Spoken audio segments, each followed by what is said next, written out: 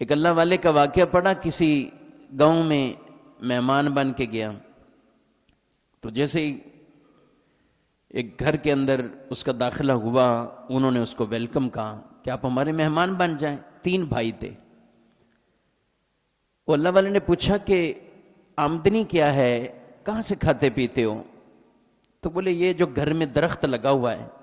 اس کے پھل کا انتظار کرتے ہیں، روزانہ اس کو دیکھتے ہیں، آج تھوڑا سا نکلا ہے، پھر بڑا ہے، پھر بڑا ہے، اس کا پھل اتارتے ہیں، بیچتے ہیں، اس سے ہمارا گزر بسر۔ اچھا بھائی، کھانا اتنا تھا کہ 3 بھی نہیں کھا سکتے تھے جو گھر میں تھا، اور یہ مہمان بھی آ گئے چوتھے،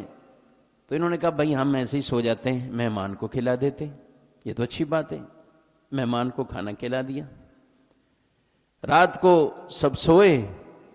تو وہ اللہ والا اٹھا، رات کو اس نے ان کا درخت جو تھا نا صحن میں، اس کو کاٹ دیا، درخت کاٹ دیا، پھینک دیا کاٹ کے، اور گھر سے نکلا چلا گیا۔ صبح شور ہو گیا کہ اس گھر میں مہمان کی اتنی عزت کی گئی، اس مہمان نے ان کا درخت ہی کاٹ دیا، خود بھوکے سوئے، مہمان کو کھلایا، مہمان درخت کاٹ کے چلا گیا۔ اب کچھ دن وقت گزرتا گیا، آگے بڑھے، ایک عرصہ گزرا تو وہ اللہ والا پھر اسی گاؤں کی طرف واپسی آیا، اس علاقے میں آیا، تو اس علاقے کے لوگوں نے دیکھا کہ اب یہی وہ شخص ہے،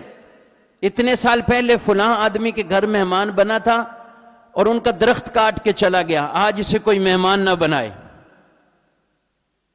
یہ جب شہرت ہوئی نا اس گاؤں میں کہ یہ وہ آ گیا دوبارہ، درخت کاٹ کے چلا جائے گا، تو وہ جن کا درخت تھا وہ بھاگے بھاگے دوڑے دوڑے آئے اور آ کر اس کے ہاتھ چومے اور اس کو کہا آپ ہمارے گھر میں ہی مہمان بنے،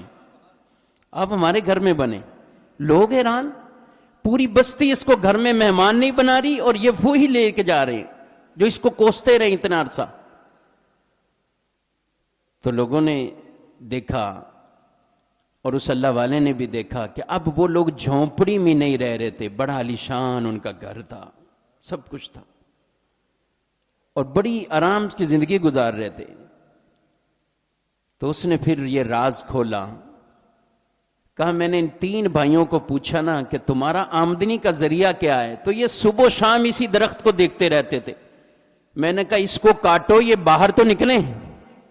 یہ کچھ اور ہاتھ پاؤں ماریں تو صحیح، کہیں جائیں تو صحیح۔ تو بظاہر درخت والی ان کو مصیبت لگی کہ ہم تو گئے دنیا سے ہی اب، لیکن جب باہر گئے، باہر اور نکلے، بھائیو اللہ نے تجارت کے اندر مخلوق کو جتنا رزق اللہ نے دینا ہے، 9 حصے رب نے تجارت کے اندر رکھے ہیں، 9 حصے تجارت میں، 1 حصہ ملازمت میں ہے، 9 حصے تجارت میں۔ مخلوق کو جو رزق پہنچے گا، جو فائدے ملیں گے، اس کے 9 حصے وہ تجارت میں ہیں۔ یہ تو روایتوں میں ہم سے وعدے فرمائے گئے۔ کوئی آدمی اگر اس نیت کے ساتھ